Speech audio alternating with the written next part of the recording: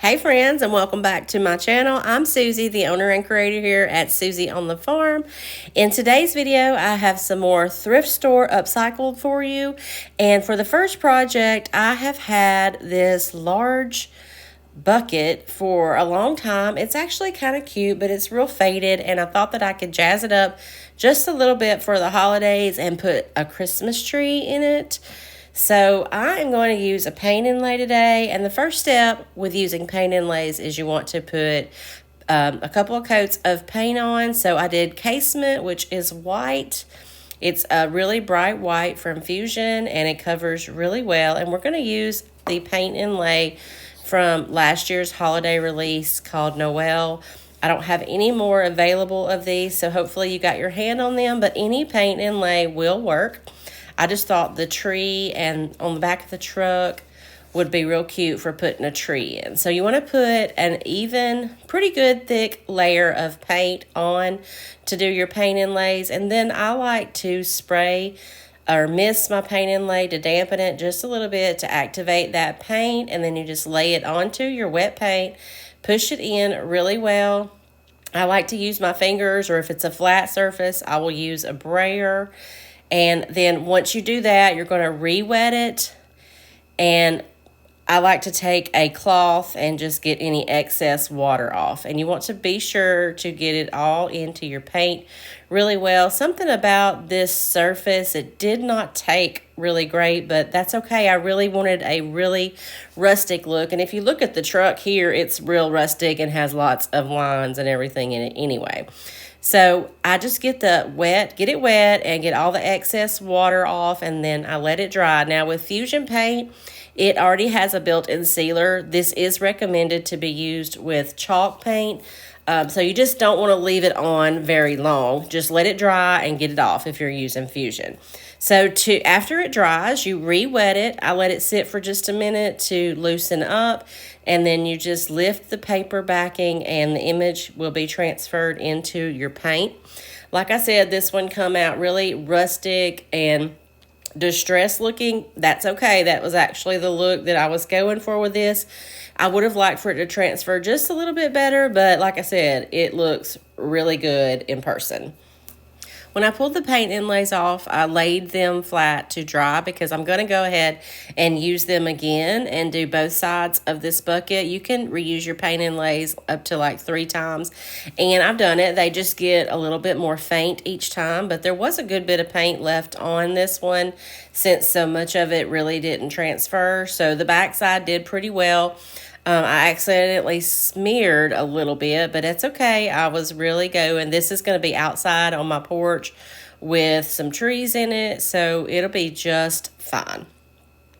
And I also, on this back side, I put it in the paint, and I went and ate dinner, cleaned the kitchen and everything, and I let it dry a little bit too long. So I had a harder time pulling it up because that sealer had started to really do its job in this paint. But I did get it all off, and I am loving how this bucket turned out. Like I said, I'm going to put it outside with some trees in it, and I think it is just too cute. I might actually go ahead and paint those handles red, but I did not have time to do that for this video.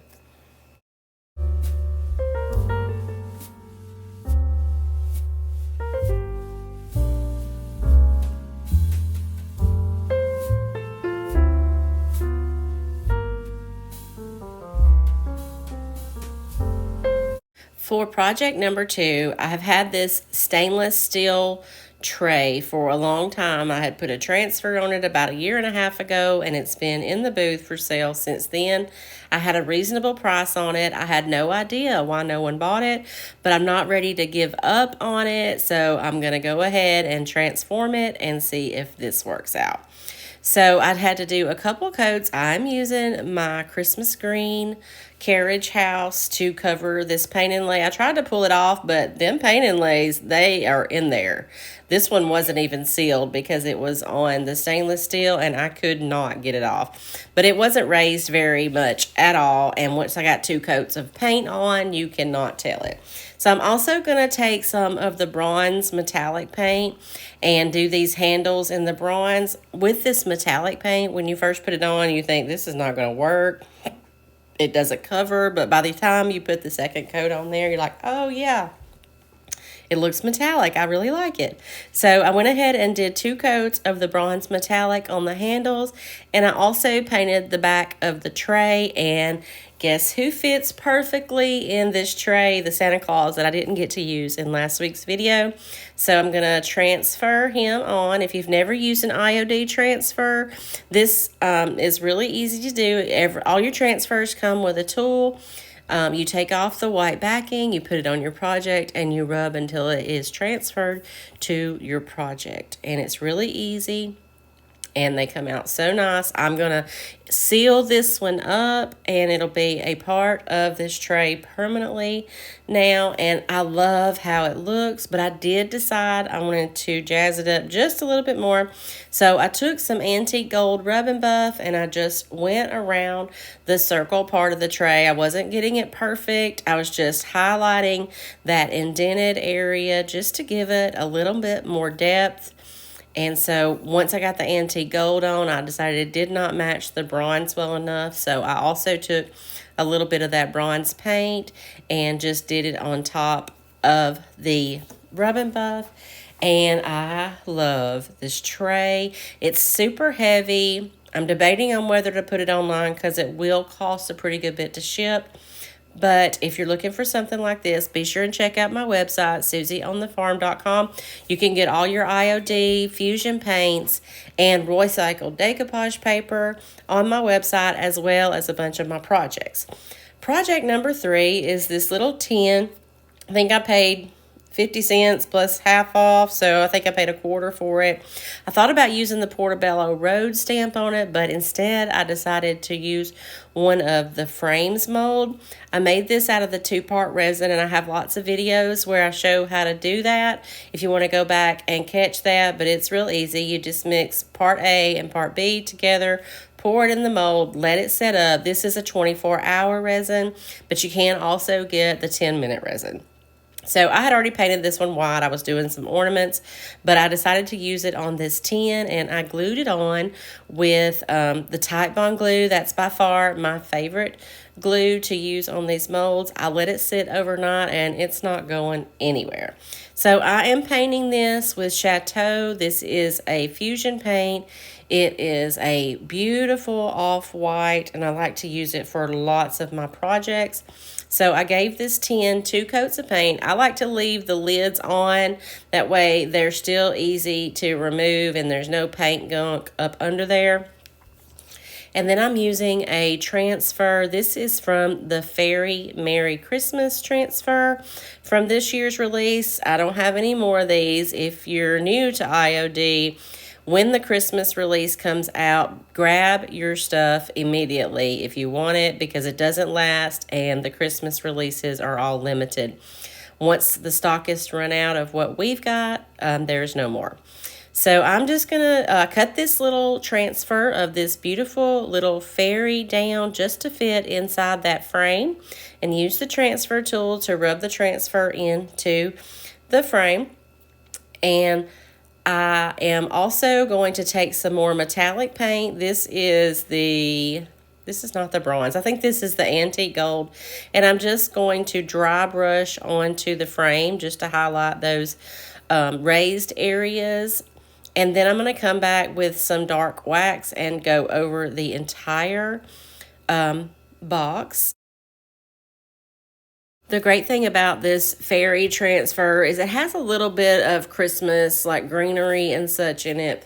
But in my opinion, these can be used out year-round, and I just love the classic look of them. And I'm using Fusion Aging Wax to just go over the entire thing. I got a little carried away, and I come back with the dry brush some more until I got it just like I wanted it. After I get the dark wax on, I like to let it sit for just a minute, and then I'll take a paper towel and wipe back all of the excess, and then that wax stays down in all the details of the molds and really highlights all of them. And then I took a dry brush and came back because I wanted a little bit more gold, and I finally got this little tin fixed up just like I wanted. These things are perfect for putting goodies in to give away as gifts. And look how gorgeous this came out.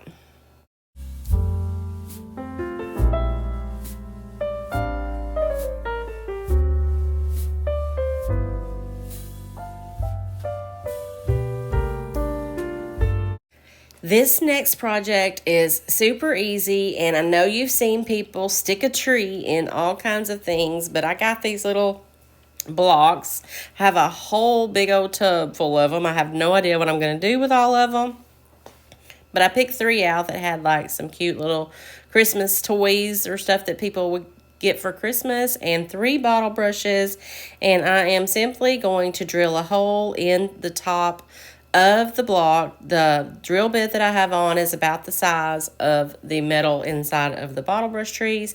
So I'm going to drill a hole in all 3 of these. I'm going to put a dab of hot glue in each hole, and then those little wood round bottoms of the bottle brush trees just screw or pull right off, and I'm sticking them inside of the blocks. And these are the perfect little shelf setters to put in your Christmas vignettes. I think these turned out really cute. You could also do it where the letters are showing and spell out Merry Christmas if you have a ton of bottle brush trees and all of the blocks, or you can spell out Noel or Joy and sit them side by side. But I like the ideas of the little Christmas gifts showing. And that's all there is to it. And these turned out so cute. These bottle brush trees I got off Amazon. I think it was a pack of 30, and they come in all different colors. I'll be sure and link that below in the comments, as well as all the other products that I'm using that are available.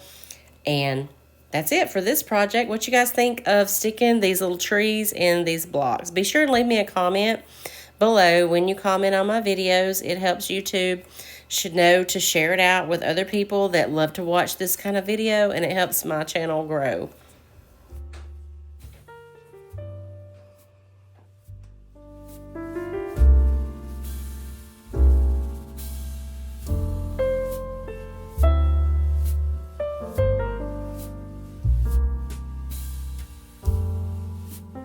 I have saved my favorite project for last today. Y'all, I've had this little, I don't even know what you call it. It's like a cardboard silhouette. It's a little bit thick of this manger scene. For a long time, I tore up the Merry Christmas, and I am going to end up having to glue that back on. But before I do that, I'm going to give the entire thing a coat of black paint. I am loving all the silhouettes that I'm seeing trending these days, so that's the idea that I'm going for with this. It was cute like it was, but I would probably never display it. So I'm going to give it my spin on it, and then I can put it up with my Christmas decor and love looking at it.